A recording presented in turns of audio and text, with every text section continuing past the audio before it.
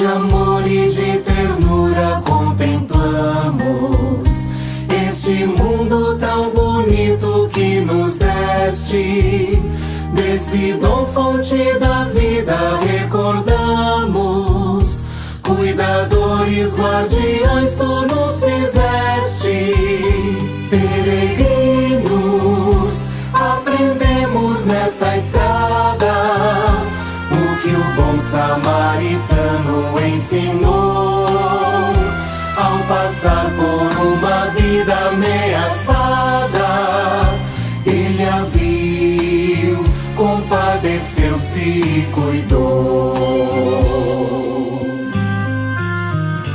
Toda vida é um presente, é sagrada, seja humana, vegetal ou animal.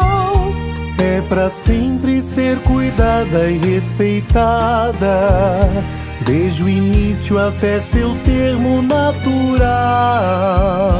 Peregrinos, aprendemos nesta estrada o que o bom samaritano ensinou.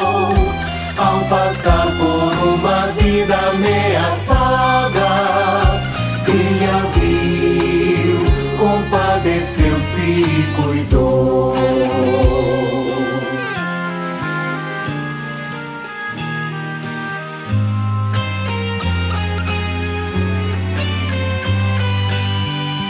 Tua glória é o homem vivo, Deus da vida.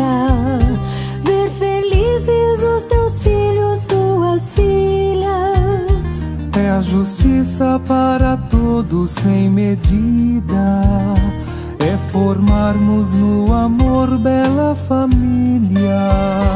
Peregrinos, aprendemos nesta estrada o que o bom samaritano ensinou.